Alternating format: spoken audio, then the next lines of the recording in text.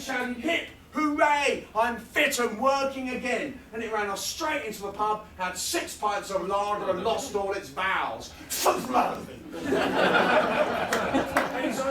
And so when I did, eventually, finally, after humongous amounts of effort for you, when I did finally manage to get some words up onto the screen, they immediately disintegrated under their own weight and became a little dust of pixels at the bottom of the screen. And when I picked up my laptop, all this sand comes out, which might have been because actually at the time I was on a beach in the Yucatan, yeah? And also, when I tapped the keyboards, all these ants ran out from underneath the keys. 25, 30 ants running in all directions. And I thought, well, that's different, that's interesting, that's not happened before. But to be honest, folks, I have not managed to fit the ants into this metaphor. Because obviously, the sand that came out was the detrital remnants of my non-existent poem, made corporeal. So I think we can assume that that poem is not showing up, so I should move on to the next one, which is actually the middle.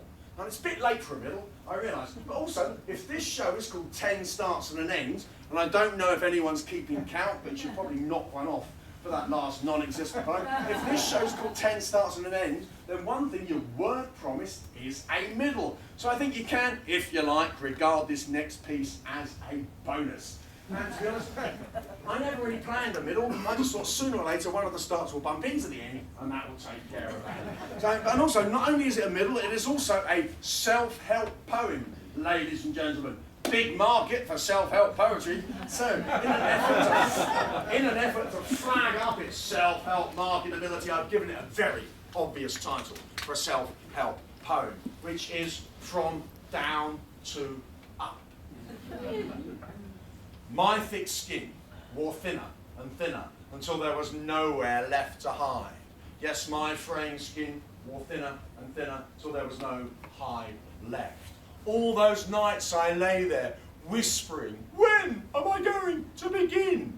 All those nights I lay there whimpering, when am I going to win? I'm so frail, I hardly exist.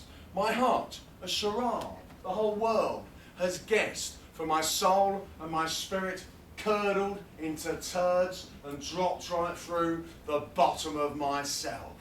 'Cause he's the bright, bonny and blue-eyed boy gone bye-bye, gone bye-bye. Yes, I'm the bright, bonny and blue-eyed boy gone bye-bye, gone bye-bye. You see, I might have been a strong, strong man for so very, very long, but I just couldn't take it no more. I might have been a daring young man for so-so, very, very long, but I just couldn't stand it no more. For my soul and my spirit turtled into curds and fell right through the end of me. So I'm falling like liquid brain cells through my own dry bones, landslipping off the back of myself, sloughing thoughts off my own muddy mountain, off the rubbish heap of my head, and falling like liquid brain cells through my own dry skeleton, and clutching at the shadows of the straws of myself, and threading hairs and winding twines, plaiting strands and knotting lines, and managing it, grabbing hold and keeping on, pulling up and getting gone to some other place, some newer,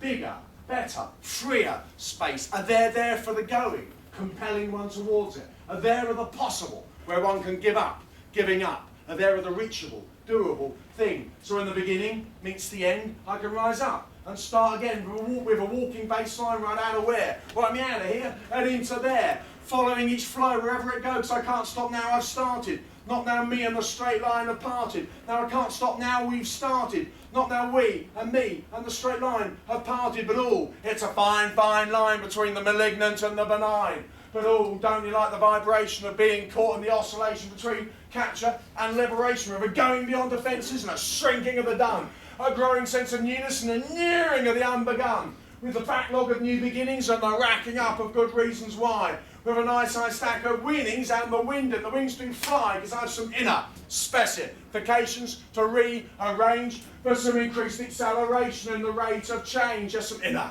specifications to rearrange for some increased acceleration of the rate of change, with the expansion of the possible and a shrinking of the done, a growing sense of newness and a nearing of the unbegun, with the backlog of new beginnings and the racking up of good reasons why, with a nice high stack of winnings and the wind and the wings to fly. Thank you.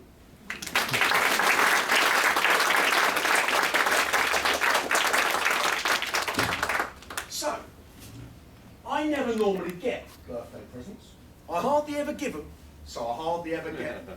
Yet 2 days before my 35th birthday, I come back to the apartment and there's a card from the parcel office saying there's 2 large packages they can't deliver. So that's nice. And that afternoon, I go down to pick them up. Except the parcel office is a right pain to get to from Islington because the canal's in the way. And you have to go down to King's Cross Station and back up towards Camden. And it's a long, hot, draining walk under the smog-hazed sun. And the air in London is terrible in summer, so I get there all grubby and grimy and irritated. And I go in and show ID, and the woman says, just ID is not enough.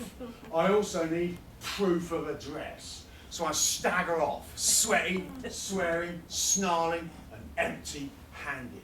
And so 2 days later, on my birthday, I try again. And again, it's the long, hot, draining walk. And again, I get there all grubby, grimy, and irritated. And I go in and show ID. They don't even ask for proof of address. And so I'm standing there, all pleasantly wondering what my 2 presents might be, when the man comes back and it's 2 telephone directories. Yes, ladies and gentlemen, 2 telephone directories the telephone company in all its glorious wisdom has elected to send me. So I stand there and I go, it's my birthday! I thought they were presents. And the woman beside me laughs. And the man behind the counter laughs. And I laugh too as I bang my head on the telephone directories and pick them up and loudly and violently, but not loudly or violently enough, sling them in the large metal bin and stalk off, sweaty, swearing, snarling, and conclusively empty-handed. Thank you.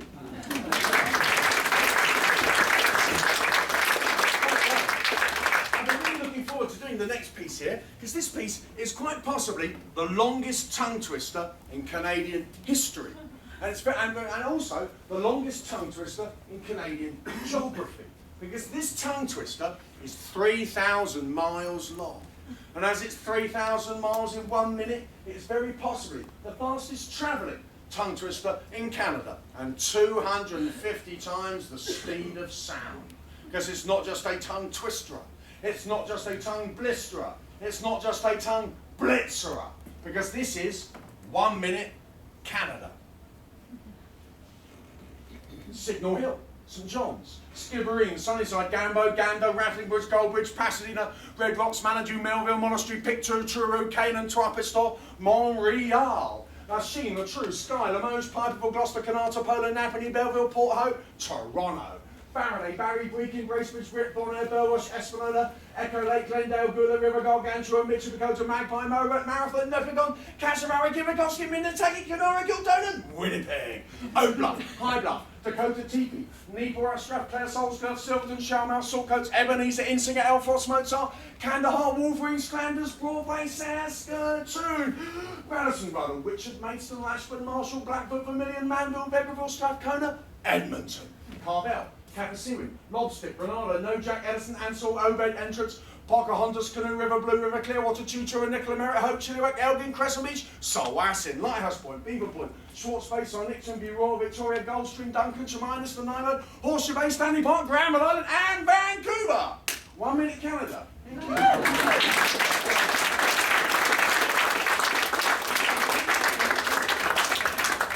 Right, well, thank you. So, well, after decades of trying, I think I finally turned into the verbal freak show I always threatened to do. So anyway, so listen, I've got 2 pieces left, yeah? And this next piece actually requires a dramatic re-entry. In fact, but it's not really dramatic, it's more a bit unfortunate, really. It's a bit silly, and I'm embarrassed to do it, and it's yet another of the indignities that we performers put ourselves through for you, the blessed audience. So what's going to happen now is that I'm going to disappear behind that door there for about 2 seconds. It's going to be an all too short and not terribly relaxing 2 seconds before I pop my head back out on the unfortunateness recommences. So, and also I have to say, the bit while I'm getting to the door up there, it's not any better or worse, really. It's just kind of, lame but different, actually. And if you thought that wasn't a very funny joke, well, that's actually as good as it gets. You're obviously not going to enjoy it terribly much once I get there. Anyway, it's one of those things I have to do, so I'll see you in a second, yeah, folks. And before I begin, sorry. I am brother with the sun. You know, very possibly, every single large atom in my body was made in a local supernova. And that local supernova also made the sun. I do like the phrase local supernova. It's the greatest understatement I know. But if you ever wanted an excuse to think, hey, I'm incredible, think on this. Every single large atom in your body was very possibly made in the same supernova that made the sun.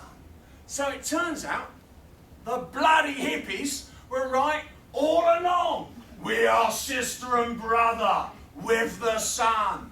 Whatever. Pay more attention to me. So your life's a mess. You've got a drink problem. You're flat broke. The bank owns your ass. Whatever. Pay more attention to me. So the therapy's working. You keep it over the handlebars. Your house isn't just worth peanuts. It's worth peanut. Whatever. Pay more attention to me. Because some people might think that self-love is a subtle and delicate thing, but I think it's a pretty blunt instrument. So this piece is called itself. Pay more attention to me. So you've got a new car. You just got promoted. You're pregnant. Whatever. So you are nursing a temperamental clematis. It's the last series of house. There's a hole in the road. You've lost your keys. It was a pigeon. Whatever. Pay more attention to me. So the polar caps are shrinking, the deserts are growing, and the ozone layer is still up the Swanee. Whatever. Pay more attention to me. And everybody's chained to a hamster wheel, generating power for other people. Whatever. And it is intolerable that this is tolerable. I mean, it is not tolerable that this is tolerable. I mean, whatever. Pay more attention to me. And I do like the way this poem's got me in it. A lot. It's even got me in the title. And this poem is very up to date. For we live in the most selfish and self-obsessed age there's ever been, which is also, not surprisingly, the most destructive age there's ever been. So do you know how very up to the minute I am being when I say, pay more attention to me? But as this world is getting more selfish and more destructive, then this poem is getting more up to the minute by the minute. But do you know how this piece can get even more up to the minute? If you join in. So yes, folks, it's time for a mini foray into the avant-garde with Mr. Jemmy. Because yes, it's audience participation time, and I think you know how it goes by now. It'd be nice if on the count of 3 you could go, pay more attention to me. Right, so can we give that a go? So, can we give that a go? 1, 2, 3. Pay more attention to me. Not bad at all, in fact. Great, really one of the best, if not the best. But I'd really like it, I'd really like it if it was a bit more whiny. Yeah? And I know whining and whinging doesn't come too easy to you Canadians, so perhaps you might care to try in a Cockney accent. It's much easier to whinge in a London accent, trust me. So for cultural, for cultural references, you might care to channel Dick Van Dyke from Mary Poppins, or Don Cheadle from Ocean's 11. Worst Cockney accent ever. Give it a go. Bad Cockney style. 1, 2, 3. Pay more attention to me. In Lampang, south of Chiang Mai in northern Thailand, there is an all-you-can-eat ice cream shop. Yes, you heard me right. An all-you-can-eat ice cream shop. Whatever. Pay more attention to me. Run, run, run! It's the four-headed Beatles monster. Mrs. Harrison Ford speaks. The first thing I felt when I came out of the womb was guilt I was not going to be a Catholic. And I know this show lacks a lot, but what this show lacks most is the laugh track from Hannah Montana. Whatever! Pay more attention to me. I was thinking about pigs in India, yeah? Because one day in Bellamy, I watched a pig and I had an epiphany. A pig is a miracle. It is a truly amazing way of creating food from garbage.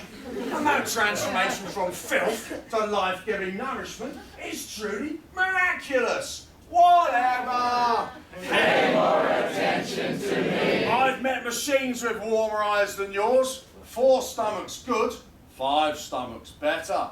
Money is the root of all evil. Hypocrisy makes the world go round. Yes, you heard me right. Hypocrisy makes the world go round. Whatever!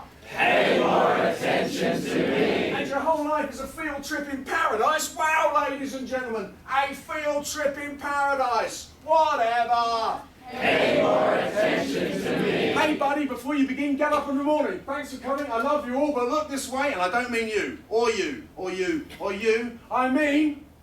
Pay more attention to me. Thank you.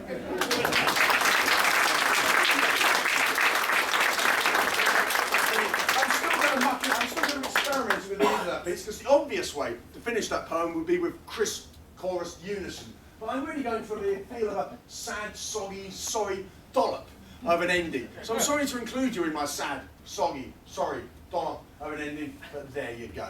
So anyway, well, time has hurtled on, so this is the last piece of the